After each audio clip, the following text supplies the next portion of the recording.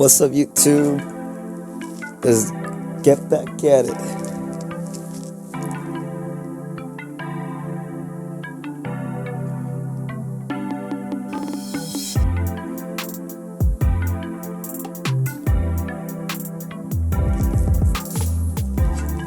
Okay. 3, 2.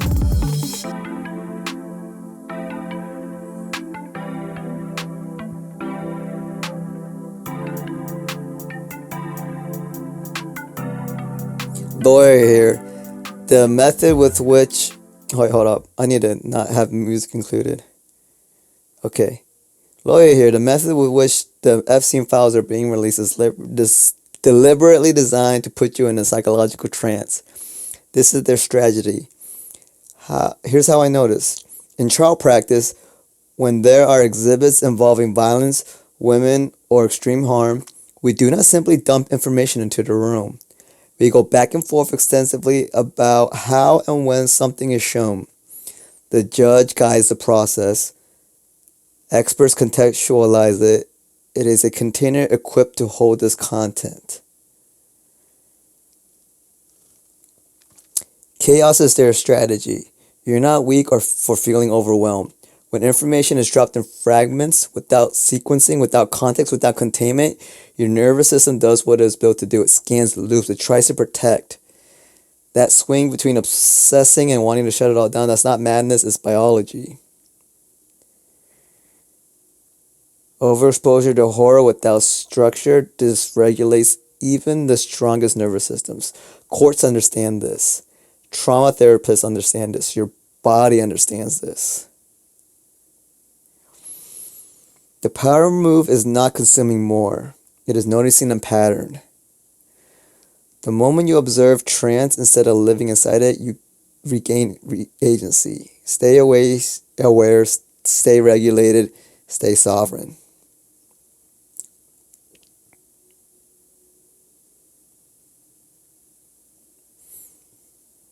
That's relevant.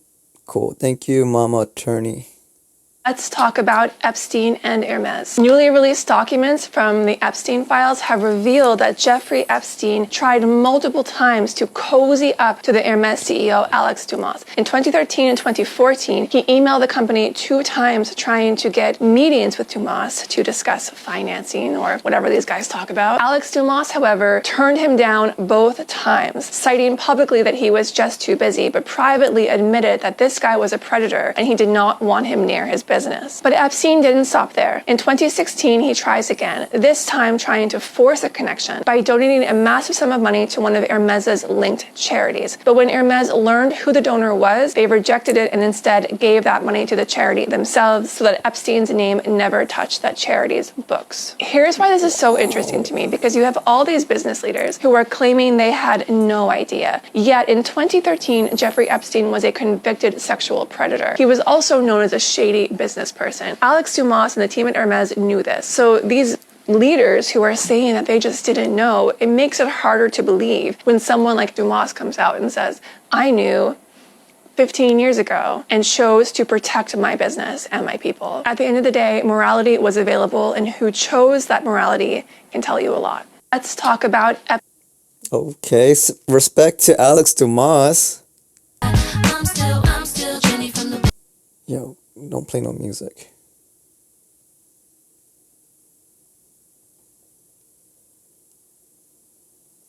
Okay, I don't know how that's relevant, but...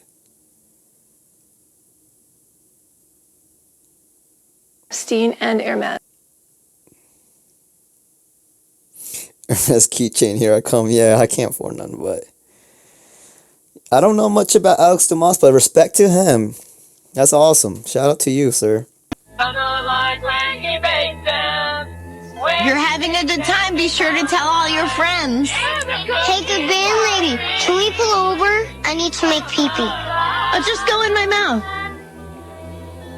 It gets worse. Can I ask you a really crazy question? Yeah, shoot. Do you ever have weird thoughts about, I don't find this funny at all, and I'm genuinely asking, who was this for?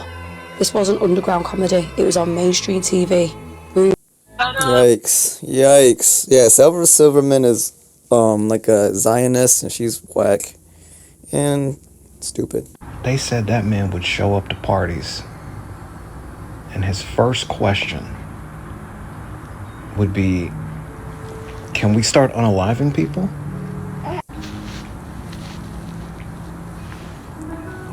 Before he would not hello, not hey, what's up, where are the drinks? No, it was, where are these victims and can we start unaliving them? And then the people would be like, hey buddy, this isn't one of those parties. Like that, like, so like they have those parties, but this is not one of those parties. And then they said to pass the time, you know, if you want to get your rocks off, we have puppies over here. Puppies. And you can do what you want to them. That's what you can do to pass the time at this party. I listened to one of those files and I'm halfway through the second one and my head hurts. My head hurts. This is insane. Yo. Yeah, my head hurts too. I didn't need to know that. Like, oh my God.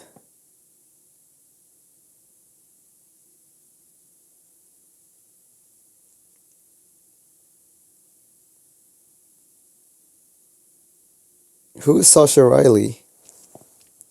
If you want to find out whether or not this is true, want a really great resource, this podcast is Sascha Riley admits to lying on Joe Rogan's podcast with Aaron Parnas. Great, now that I have your attention. If you want to find out whether or not this is true, want a really great resource, this podcast is great. I just listened to the whole thing in entirety. It breaks down all the different accusations and things with supporting evidence that we have seen. Now, obviously, not everything is verified, and that's a big reason why they're not reporting on it, but I have a follow-up video for that, so stay tuned. And the management of this app is changing, so make sure to follow me on Substack and other places. Comment if you're not a Nazi. I love you. Sascha Riley admits to lying on Joe. What? I don't understand. How often did Trump assault you? You remember? This video is going to be for the people that don't believe Sascha Riley and for whatever reason need. What is so she? Wait, this person admits to lying? All you fake, but I never said that. If you spread a lie like that, I will fucking come for you. We good? Alright,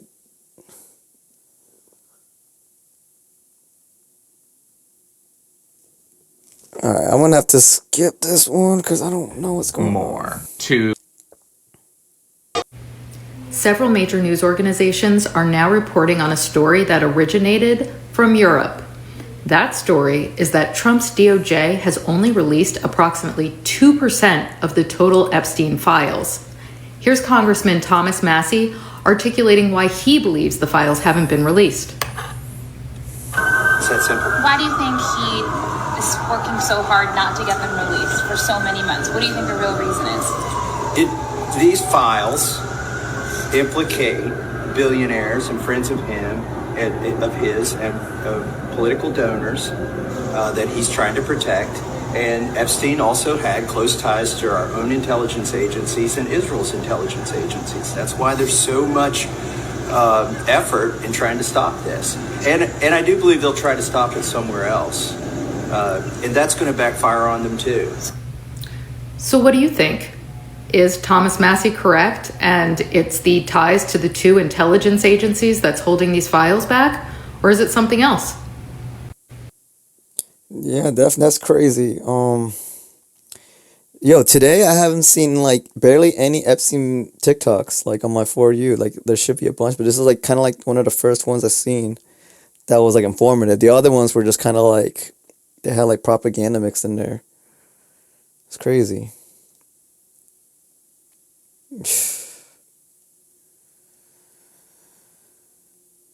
Oh man.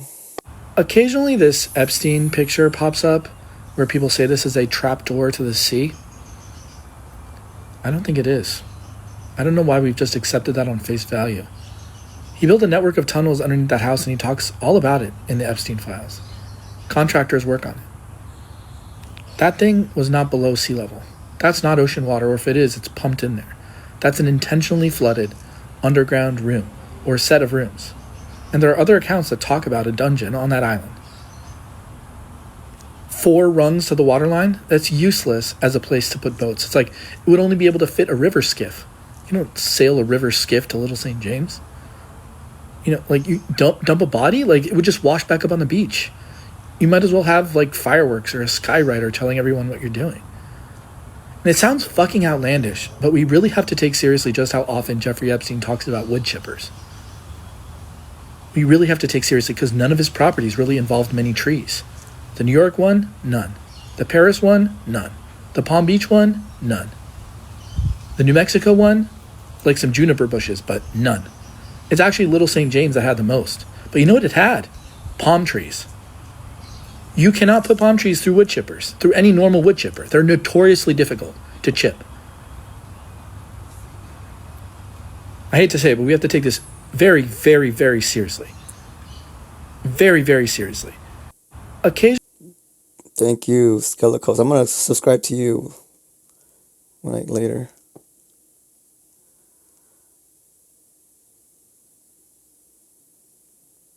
Oh my gosh. Oh my gosh. So why in 2013 did Jeffrey Epstein transfer his Gulfstream jet to a Venezuelan man named Oscar Faria? Now, a year before that, Oscar Faria married Miss Venezuela 1997. Here's where it gets crazier though. In 2013, Jeffrey Epstein transferred the plane, which was held by his shell entity, Hyperion. He transfers that to Starbridge Landing Incorporated of Delaware. But guess what?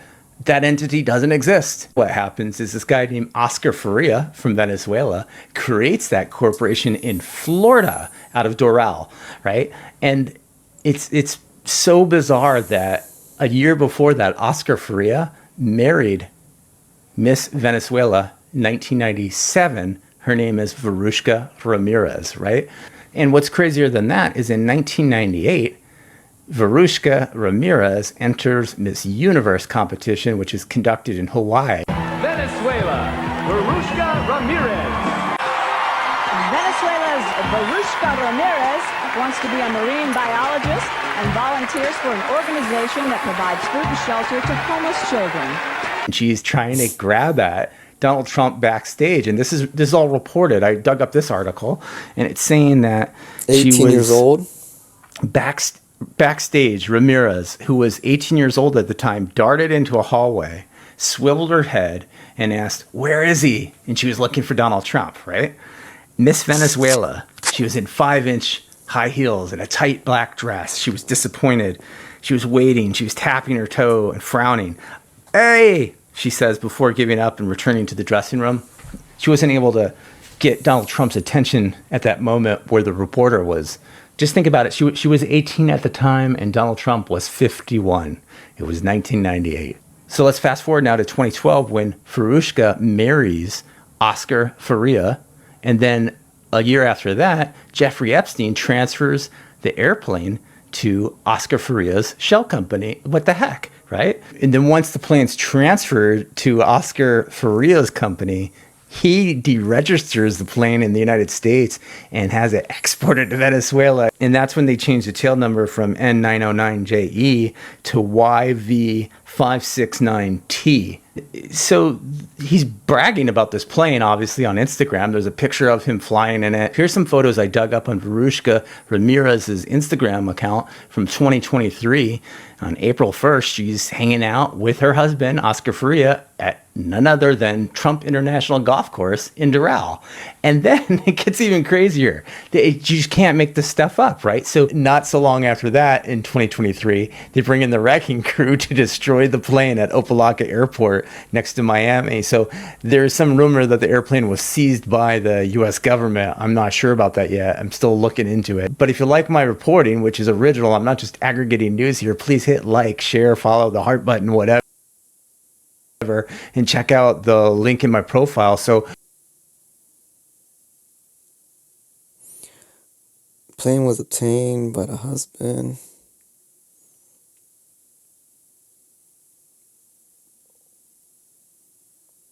How is a man? So why in 20? Maduro can prove Trump's on the list. That's why they kidnapped Maduro. Man, that's crazy. So I guess, yeah, I mean, we knew that Miss Universe and all that was connected. But I guess Oscar Faria, he's one of them. Supreme Court Justice Clarence Thomas appears in the Epstein files with severely dark allegations against him.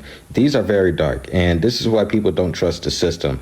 This is why people don't trust the government. If these kind of allegations involve someone with no power, they'd be arrested right away. They'd be dragged through the media and punished fast, and rightfully so. But when wealth and political power are involved, the system, the response the system gives is complete silence. The files include a victim's account from 2014 claiming that she was abducted, claiming that she was drugged, raped, and tortured. She also claims that John Martirano raped her and took a naked photo of her saying, "Let's take a picture for Clarence Thomas." She also alleges that Justice Clarence Thomas raped her at a church in Massachusetts when she was about 4 or 5 years old. Wow. Supreme Court. Okay. Clarence Thomas. Justice Clarence Thomas. Gotcha. Supreme Court Justice.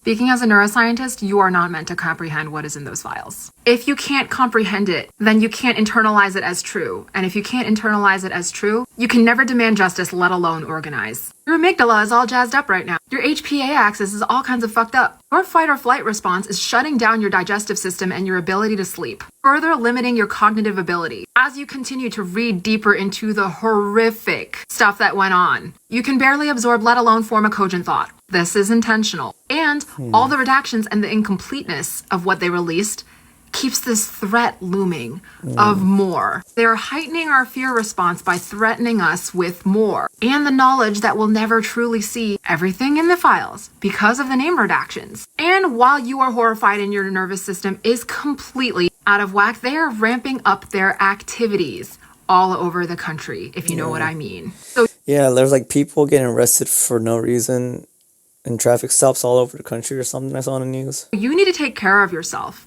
Take reading breaks and acknowledge that you are not psychologically prepared as a human being to 100%. handle the information contained there. I know you want to bear witness. I know you want to understand. I know you want justice. But because you are a human, if you worked for the CIA or FBI or a police department or any other job where reading disgusting, horrific information and really distressing information is part of your job description, there would be psychological protections in place for you. There are no such things for the casual viewer. Instead, all you have to do is verify your age, and then you can wade into the deep well of the most vile stuff I have ever seen. I cannot emphasize this enough. This is intentional. It's meant to suck you into a rabbit hole of fear and dysfunction. Please take care of yourself and stay vigilant, because Thank you. I will. So I'm going through the Epstein files myself because sometimes you can't trust every source on the internet. But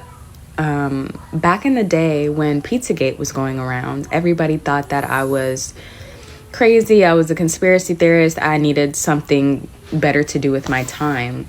But I've gotten to the point where I've realized that this information has been circling around for decades, waiting for somebody to actually care. The same stories, pictures, and videos. I seen some of these back in high school, in 2012?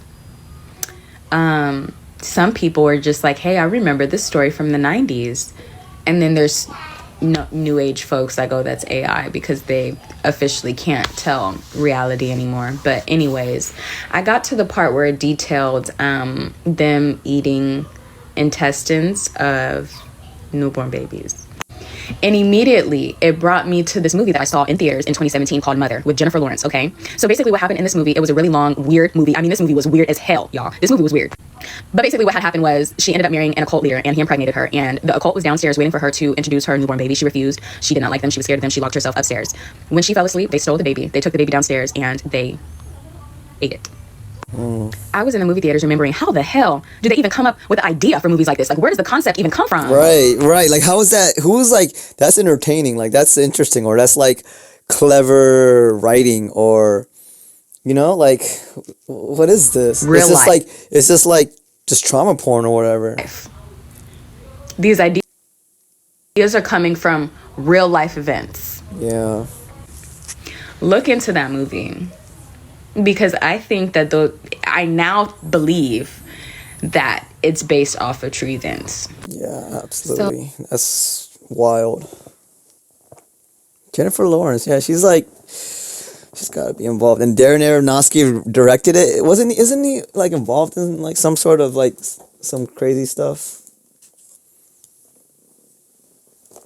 Oh shoot.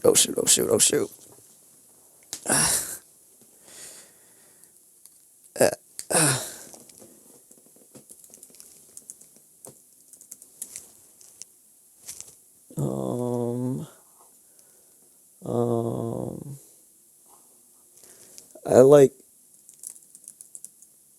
the only reason why I know is because he used to be married to that one actress, but now he's not anymore because I think there was some controversy.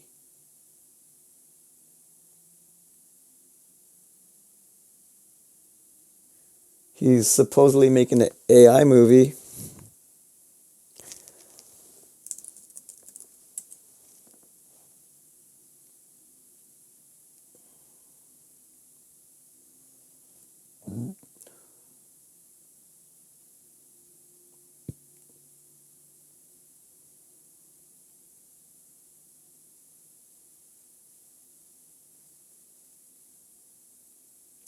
Oh, he did that movie Noah, which was very, very weird. There's like a scene where this kid like does weird like sexual stuff. Yeah, that guy's a weirdo. I remember, yeah, and that movie was like supposed to be like good or something. And he did Requiem for a Dream, that movie itself was traumatizing. I saw that movie once, never wanted to watch it again. Darren Aronofsky is definitely involved.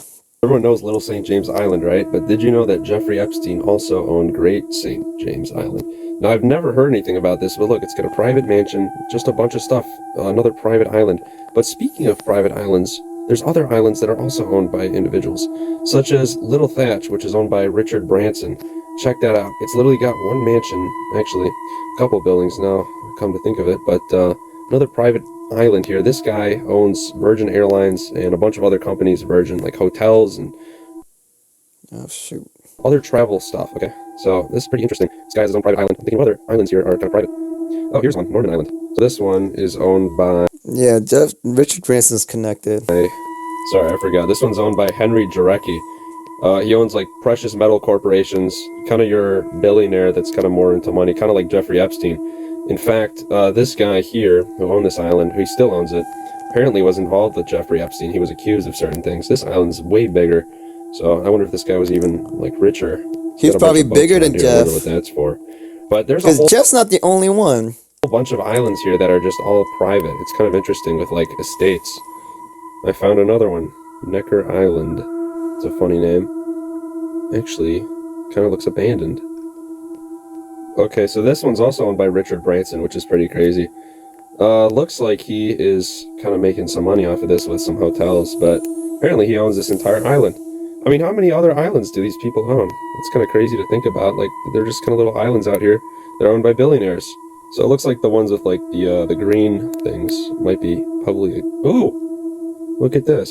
Some abandoned kind of mansion or something on this one. Here's another one, Petite St. Vincent. This one is abandoned. Whoa. This one must have been destroyed by a hurricane. The whole town is... Oh my gosh. Alright, I just found my new video. I don't know if I should post this, but hopefully this doesn't get that many views. This is pretty crazy. Interesting. This island's also entirely abandoned. Oh my goodness. Everyone knows Little... Yeah, I wonder if Richard Branson... They gotta be connected, like... So the files being released reminded me of this blind item from Crazy Days and Nights that came out in 2020 about Brad Renfro. He was an actor in the early 2000s and late 90s that eventually spiraled down and passed away from substance use. But in the early 2000s, he stole a yacht, and it was chalked up in the media as just a prank gone wrong. But in this blind item, they talk about how he actually did it because he met some girls and was partying with them, and how they had revealed that they were being coerced and forced into acts with very wealthy individuals while not being paid for those acts and being threatened by these wealthy individuals. So he stole this yacht to get even with this person. And in the reveal, it was the file guy's yacht. So the files being released reminded me of this blind item from Crazy Days and Nights that came out in 2020 about Brad Renfro. He was an actor in the early 2000s and late 90s that eventually spiraled down and passed away from substance use. But in the early 2000s, he stole a yacht, and it was chalked up in the media as just a prank gone wrong. But in this blind item, they talk about how he actually did it because he met some girls and was partying with them, and how they had revealed that they were being coerced and forced into acts with very wealthy individuals while not being paid for those acts and being threatened by these wealthy individuals. So he stole this yacht to get even with this person. And in the reveal, it was the file guy's yacht.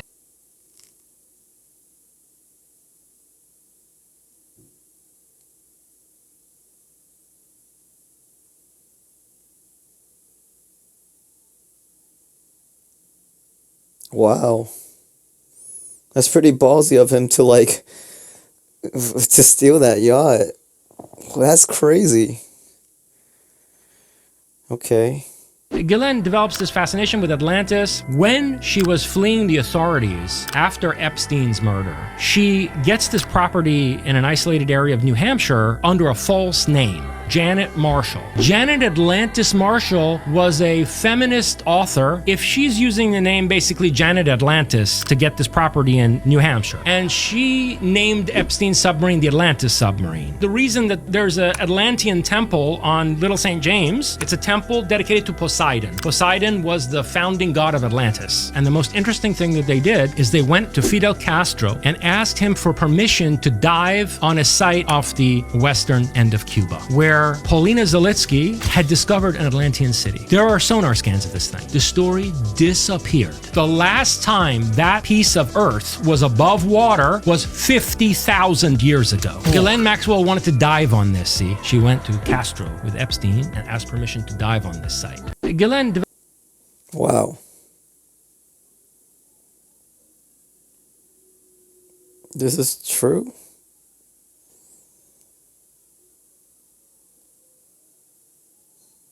Okay.